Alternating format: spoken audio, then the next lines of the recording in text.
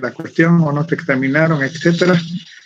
Y algunos posiblemente el correo, salió un correo por ahí al principio, pero estaba malo el correo. En algunos casos como que se alteró el orden, por eso siempre hay que esperar las notas oficiales para cuando se dé el resultado de esto. Entonces, por lo demás, pues todo tranquilo. Creo que el tema que nos corresponde el día de hoy es la democracia, ¿verdad? Después de terminar lo que eran los valores e ideologías. Es un tema corto y vamos un poquito despacito para no terminar tan rápido el curso, porque el libro realmente es bastante corto. Entonces, el tema de democracia es bien amplio, ¿va? Ustedes, y a través del proceso histórico también, ustedes han visto cómo ha ido evolucionando desde la época de los griegos, especialmente, de una época de carácter esclavista que se inicia hasta la época actual. Digamos, en Guatemala, cuando miremos el próximo capítulo, el día lunes, digamos, Mario Solórzano habla de un carácter de la democracia liberal, pero hay que buscar las raíces en el aspecto histórico, a cómo se ha ido desenvolviendo y cómo la democracia, como nosotros la entendemos, algunas veces se ve limitada por diferentes tipos de circunstancias. O sea, no es como nosotros planteamos hacer lo que queramos, ¿no? Y algunas cuestiones estamos sujetos, tenemos una sujeción por parte de algunos grupos diferentes, ¿verdad? Hablamos en democracia hoy porque podemos caminar aparentemente, ni caminar podemos tranquilo porque encontramos ciertos obstáculos para la democracia, como lo puede ser la violencia a ustedes. Salud, educación también son parte de ese proceso de carácter democrático, que de alguna manera cuando se ven afectados, crea, digamos, algunos elementos negativos en este contexto, ¿va? Entonces, el inicio de la palabra democracia proviene de los antiguos griegos que establecieron una forma directa de gobierno en Atenas. Todos los hombres adultos se reunían para discutir diferentes temas y votaban levantando la mano, ¿va? Pero eran grupos no muy numerosos, ¿va? Ustedes. Y podían haber 20, 25 mil en los estados, pero no todos tenían derecho a votar, ¿va? Ustedes, especialmente no votaban las mujeres, los extranjeros y los esclavos, ¿va? Únicamente los ciudadanos en aquel entonces, ¿va? Sin embargo, esta forma de gobierno requiere mucho tiempo y resulta prácticamente imposible reunir a todo el mundo cada vez que se tiene que tomar una decisión con respecto especialmente a una democracia directa. En algunos casos se menciona, por ejemplo, que generalmente no ha existido, pero es cada percepción de acuerdo a cómo las personas lo van entendiendo. Para unos esto es una parte teórica, en el sentido de que se establece la democracia, y en otros pues no. Como no daba lugar especialmente a que todas las personas pudieran de alguna manera votar, entonces se va a crear lo que es la democracia de carácter representativa, donde la gente vota por representantes o políticos para tomar decisiones en su nombre. Es lo que actualmente realizamos, ¿verdad? Ustedes, como no podemos votar todos, elegimos quién nos represente para que lleven nuestras demandas, especialmente al sector, digamos, de gobierno. Desafortunadamente, pues aquí habría mucha tela que cortar en el sentido de decir, no, porque no había otro voto, yo no voto, etcétera. Pero al final, esta es una democracia de carácter representativo. Resulta inevitable en la medida en que se fueron estableciendo democracias en las sociedades más grandes y más complejas. Hoy día siguen existiendo formas de democracia directa, pero de alguna manera no con esta democracia de mayor libertad en ciertos sentidos, sino única y exclusivamente para asuntos específicos, ¿verdad?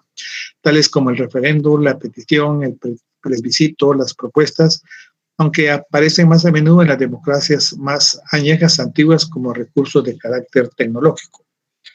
Digamos, la palabra democracia etimológicamente viene del poder del pueblo. Demos pueblo, kratos poder.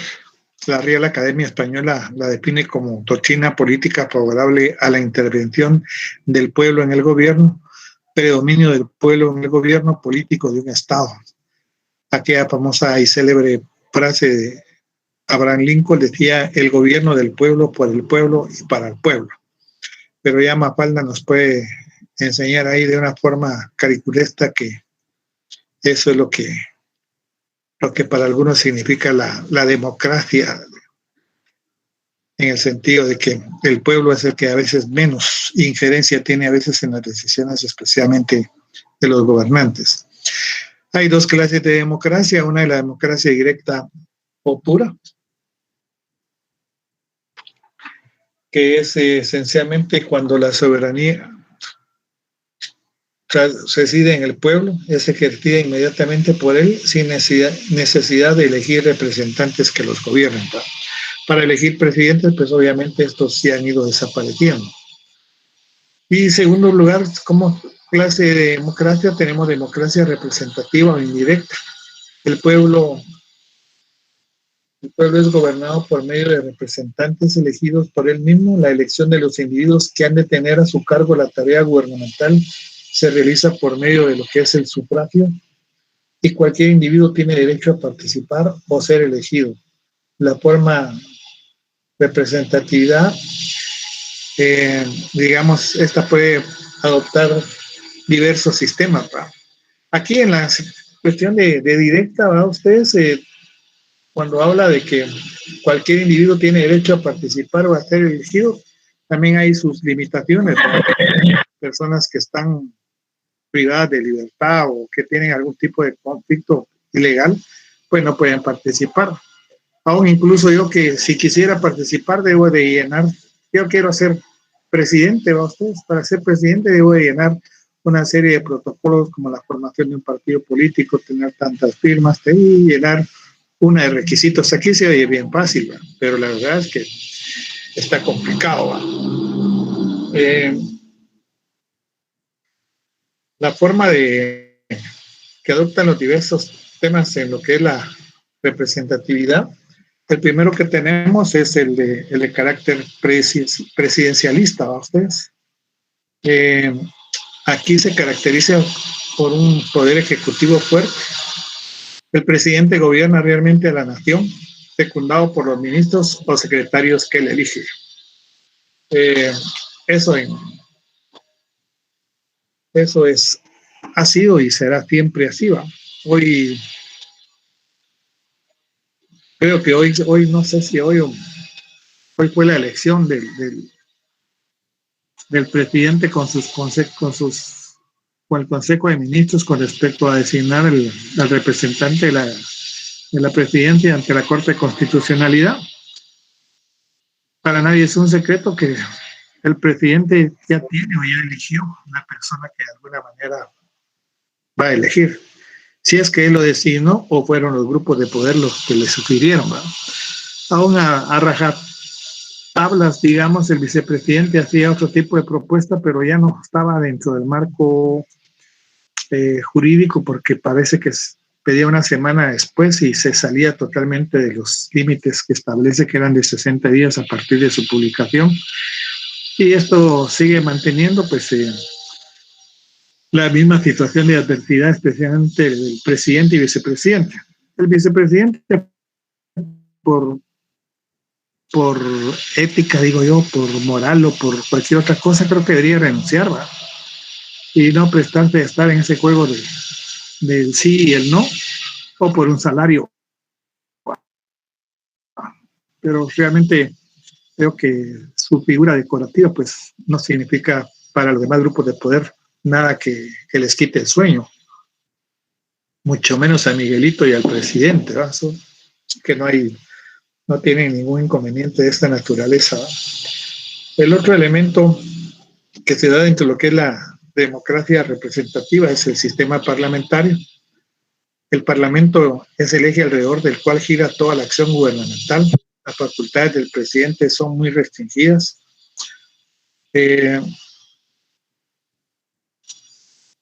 con esta situación, digamos, digamos, el Parlamento el que tiene el mayor control, especialmente en lo que es el sistema gubernamental, ¿verdad? Existe lo que es el presidente, pero de alguna manera debe tener, digamos, cierto control sobre ellos.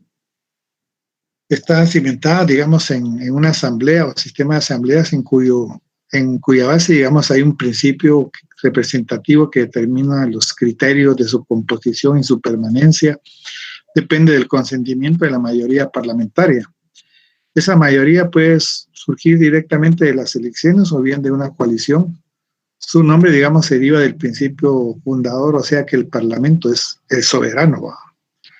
Hay tres, digamos, varias clases de sistemas parlamentarios. Uno es el sistema del primer ministro de gabinete, de tipo inglés, en el que el Ejecutivo prevalece sobre el Parlamento.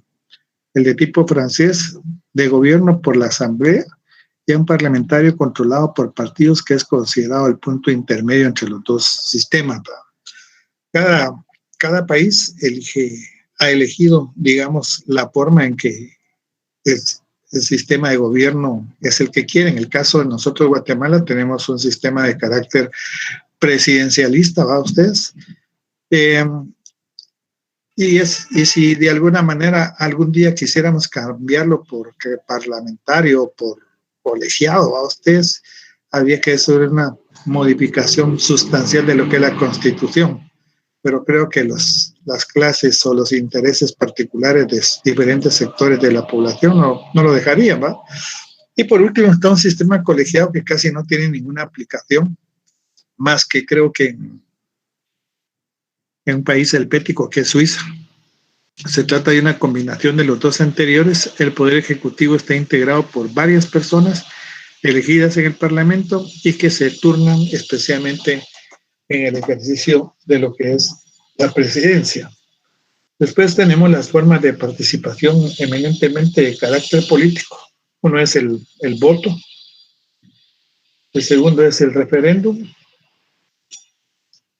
y el tercero es el plebiscito. Por lo menos en esta diapositiva, el referéndum otorga a los ciudadanos el derecho a rechazar o ratificar las decisiones de los cuerpos legislativos. El plebiscito, la ciudadanía responde mediante el voto a una consulta efectuada por el gobierno sobre asuntos de Estado que son de interés fundamental. Pueden ser cuestiones internas o de orden de carácter internacional. Aquí había colocado un par de ejemplos. Por ejemplo, en el del año 2004, en Venezuela, en esa oportunidad el gobierno de Hugo Chávez organizó una votación para consultar a la población si deseaba que el presidente, o sea, él se mantuviera en su cargo, o por el contrario, el mandato debería de ser revocado, ¿va? En todo caso, ganó en aquel entonces Chávez con el 58%, y siempre se rumoró que había habido manipulación por parte del gobierno, por parte de Chávez, para poder seguir permaneciendo en lo que es el poder, ¿verdad? Y hasta la fecha, digamos, la misma línea de Maduro se sigue manteniendo, ¿va? Es una situación de conflictividad, de lucha de clases especialmente, y se mira, digamos, uno cuando puede observar a través de los medios de comunicación a muchas de las personas que abandonan o están abandonando Venezuela, no hay ningún impedimento para que puedan salir, ¿verdad? Pero el nivel de pobreza se acrecentó más en la medida, a pesar de que es un país eminentemente petrolero, el impedimento económico que ha interpuesto Estados Unidos en contra de Venezuela ha sido enorme. A ustedes les han embargado las cuentas millonarias que tienen incluso en otros países, y eso no le ha permitido al gobierno de Maduro pues salir adelante, ¿va?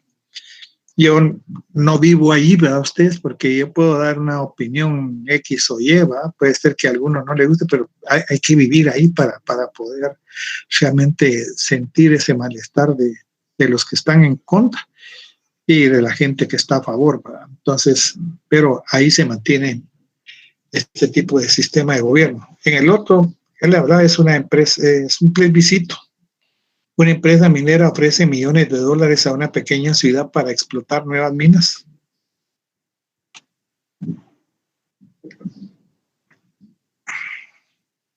Aunque el dinero puede resultar muy útil para la economía local, los pobladores son conscientes de los riesgos medioambientales de las propuestas. Las autoridades, por lo tanto, deciden realizar un plebiscito para que el pueblo se exprese y decida sobre la conveniencia o no de la explotación minera. Esto ha dado mucho conflictividad en nuestro país, ¿verdad? Ustedes, el hecho de no haber hecho plebiscitos, especialmente con la población, porque en otras épocas anteriores eh, engañaban muy fácilmente a las personas, ¿verdad?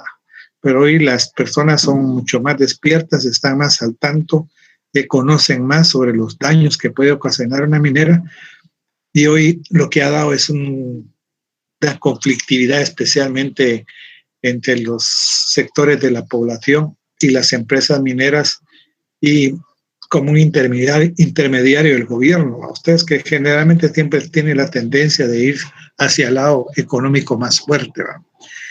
Por otro lado, tenemos todavía, no sé si se va a realizar, sí, algún día, ¿va? Ustedes, lo que es el plebiscito en Guatemala sobre lo que es la situación de Belice, ¿va? Ustedes, no se ha podido solucionar todavía absolutamente nada, ese diferendo, y va a ser, siento que es muy difícil. Guatemala tiene todas las de perder, ¿va? Ustedes, no se recuperó en el momento que era adecuado y se dejó con el tiempo. Y hoy creo que es muy difícil. Belice pues tiene, geográficamente es muy rico en materiales, para usted, materia prima. Belice, los beliceños, incluso sus grupos étnicos son diferentes, ¿va? Son descendientes de afroafricanos, ¿va? Su idioma, sus costumbres y tradiciones difieren totalmente de lo que es los guatemaltecos, a pesar que en esta parte de Belice se asientan, digamos, algunos vestigios de los grupos mayas, para ustedes, de los grupos étnicos. De todas maneras, esa parte, creo yo personalmente, irremediablemente que está perdida. Hay otros elementos también de lo que es la formas de participar política, que es la iniciativa popular, que es la proposición al Parlamento de proyectos de leyes presentados directamente por los ciudadanos en el caso que se quisiera modificar, digamos, o quisiera alguna ley, o se quisiera presentar una ley para beneficio de carácter social, ¿verdad? Eso lo pueden presentar directamente un ciudadano con la firma, no sé si son de 5,000 personas o 10,000 personas, para que pueda conocerle el Congreso, ¿verdad? Está el recolo también, derecho de poner funcionarios o anular sus decisiones por medio del voto popular. En Guatemala solo los presidentes, el presidente Pérez Molina y la vicepresidenta, ¿verdad? Porque al final contra funcionarios de menor jerarquía es difícil. Es la opinión pública a través de los medios de comunicación a que algunas veces tiene cierta influencia, pero generalmente no se dan, ¿verdad? Si fuera por disposición de poner funcionarios, ya se hubieran ido un montón de funcionarios de las distintas instituciones en Guatemala, ustedes. Y ahí tenemos los jurados, que son los ciudadanos que integran jurados populares, que es una forma de colaborar con el Poder Judicial. Más o menos pudo haber tenido una aplicación en un tiempo, pero no se dio porque a partir de 1834-35 se creó lo que es el Código Livingston en Guatemala. Y la idea era la aplicación de ese Código Livingston, que venía de Estados, prácticamente era una copia de los Estados Unidos.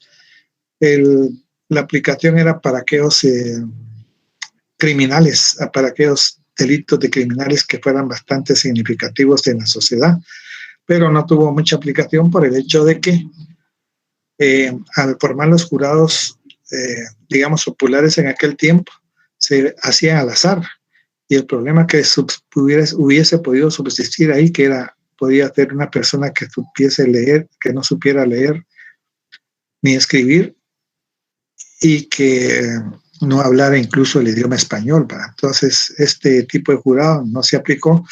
Hubo unas cuestiones más adelante, creo que en el tiempo de Ríos Montt, los jueces sin rostro, cuando dieron sentencias bastante fuertes con el propósito, y sin rostro era para evitar que algunos grupos o gente aliada a los que iban a ser sentenciados pudieran tomar represalias en su contra. Dentro de lo que es la iniciativa popular, podemos considerar, por ejemplo, este ejemplo, en el año 2012 se quisieron implementar varias reformas en el organismo judicial y en la Corte de Constitucionalidad. En el organismo judicial, los magistrados y jueces duran en su posición de 5 años, extremo que causa inestabilidad en el desempeño de sus cargos, por lo que amerita que dicho periodo de funciones se prolongue. Creo que estaban pidiendo como 10 años. Y la Corte de Constitucionalidad, en todo caso, los magistrados de este alto tribunal deberían de estar dedicados al desempeño de sus labores 100% a ustedes y con un carácter vitalicio para evitar esa manipulación de los partidos o de los grupos de poder en Guatemala. Entonces, tiene sus peros y sus contras, ¿verdad? Algunos propugnan porque debe haber alternabilidad en el poder, ¿verdad? Y esa alternabilidad del poder, dicen los contrarios, sirve para que los grupos en contra especialmente de los procesos democráticos puedan manipular o puedan cooptar, como ya lo han hecho en las cortes judiciales, ¿verdad? Por otro lado, tenemos lo que son las leyes de la democracia, que van a ser 3: la soberanía, la libertad y la igualdad. La soberanía, pues, deriva del latín y etimológicamente quiere decir el que está sobre todos. La democracia es autogobierno del pueblo, reconoce que el hombre es un ser inteligente y libre, puede regirse por sí mismo mediante los órganos por él criado, ¿verdad? Esa es una de las leyes de la democracia. En el otro contexto tenemos lo que es la libertad. La democracia asegura al hombre su libertad jurídica e individual. La libertad jurídica es el derecho que tiene el hombre a obrar por sí mismo sin que nadie pueda forzarlo a obrar en otro sentido. Los límites están dados por las leyes. La libertad individual es el reconocimiento de que el hombre nace libre y dotado de inteligencia y voluntad.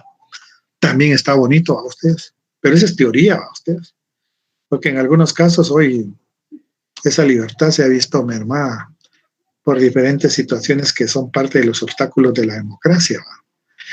Digamos, decía Einstein, la libertad política implica la libertad de expresar la opinión política que uno tenga, oralmente o por escrito, y un respeto tolerante hacia cualquier otra opinión de carácter individual, ¿verdad? Tal vez el aspecto más importante aquí es la tolerancia a ustedes. Yo puede ser que no comparta determinado tipo de pensamiento con X o Y persona o incluso con el presidente, pero puede ser que otra persona que esté a favor, yo debo respetar lo que él dice, ¿verdad? No puedo convencerlo a golpes, ¿no? Si no lo puedo convencer oralmente, entonces debo aceptar que él tiene la razón y yo tengo la razón y que no vamos a llegar a ningún acuerdo en un momento determinado. Entonces, el respeto de que cada quien piensa diferente. Y la otra, tenemos la igualdad jurídica. Todos los hombres tienen las mismas oportunidades ante la ley, es decir, la igualdad de deberes. El que hizo fraude, el que le ayudó, el que cumplía órdenes y la ordenanza que llevó los papeles. Al final, siempre resulta que esa igualdad es bien complicada, porque generalmente a veces se castiga más a la gente con menos recursos económicos que a otros. En el caso de nosotros en Guatemala, hoy, digamos, las personas que han cometido delitos serios deberían de estar en pavón, ¿va ustedes?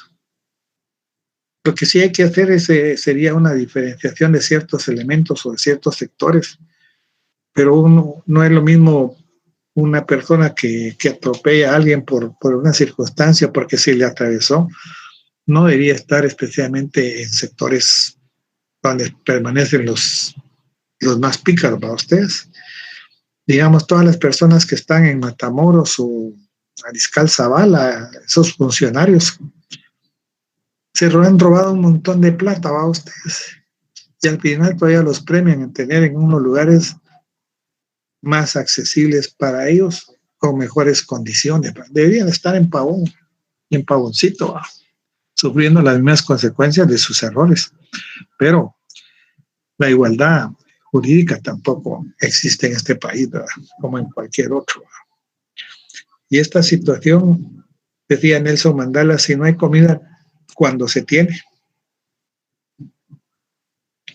hambre, si no hay medicamentos, cuando se está enfermo, si hay ignorancia y no se respetan los derechos elementales de las personas, la democracia es una cáscara vacía, aunque los ciudadanos voten o tengan parlamento. ¿Va? Nelson Mandela. ¿Va? Entonces, en los procesos de carácter democrático hay situaciones, hay obstáculos a ustedes que de alguna manera no permiten que se acreciente la democracia, sino que se debilite más. Dentro de esto podemos tener lo que es la ilegalidad, que es aquella que comprende cualquier acto o acción que va en contra de la ley, la violación por parte de la autoridad pública, lo que tiende a menoscabar la confianza en la sociedad civil.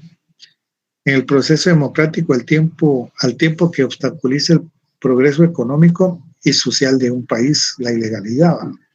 La impunidad, la existencia de hecho o de derecho, la responsabilidad penal por parte de los autores de violaciones, así como de responsabilidad civil, administrativa o disciplinaria, porque escapan toda investigación con miras a su inculpación, detención, procesamiento y en caso de ser reconocidos culpables, condena a penas apropiadas, incluso a la indemnización del daño causado a sus víctimas. En Guatemala esto de la impunidad ya se sigue manifestando. Algunos procesados por algunos casos de corrupción, digamos, solo pagaron una multa y para su casa, ¿va? Tranquilos. La corrupción tal vez es el delito de corrupción, está vinculado con el uso o abuso de una posición de autoridad para beneficio personal que pretende la obtención ilegal de beneficios económicos u otros bienes o servicios. Algunos delitos tipificados como corruptos son, digamos, por ejemplo, el uso indebido de atribuciones y facultades, la intimidación, ejercicio abusivo de funciones, deslealtad, abuso de autoridad, peculado, cohecho, todo ese tipo de situaciones, ¿verdad? El problema de la corrupción es un obstáculo para la democracia, porque quebranta a usted la confianza en el desempeño transparente de la función pública, pero lo más grave es que impide el pleno cumplimiento de las obligaciones del gobierno. Hay también la injusticia, ¿no?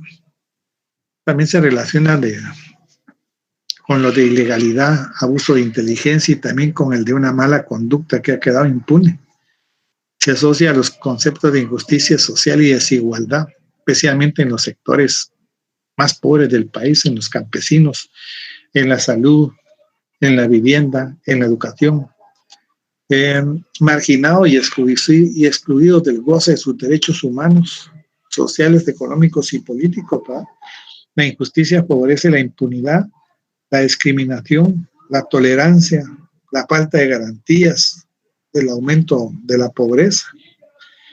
Y ahí podemos tener otro elemento que es el crimen organizado, que se lleva a cabo por redes de criminales dedicados a la comisión, digamos, de delitos graves para los grupos involucrados en extorsiones, practican la violencia, la intromisión, tráfico de influencias, llevan a cabo contrabando de sustancias ilícitas, la trata de blanca y cualquier tipo de actividad anormal.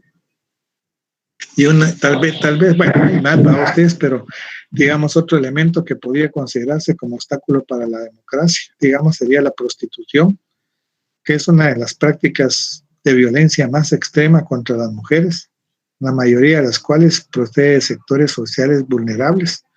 Toda violencia sexual, digamos, perpetuada en contra de mujeres, niños, mediante el incesto, violación y los abusos en general, marcan negativamente la vida de las víctimas para ustedes.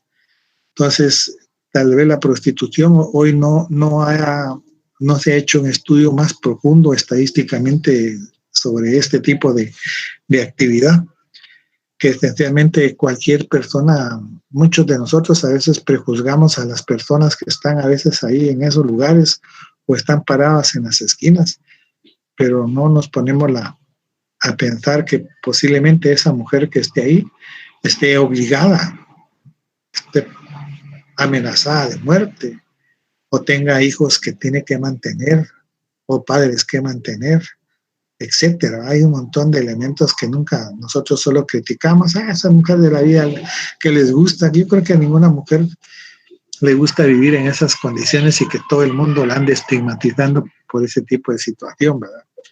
Hay una película, ustedes son bien jóvenes todavía,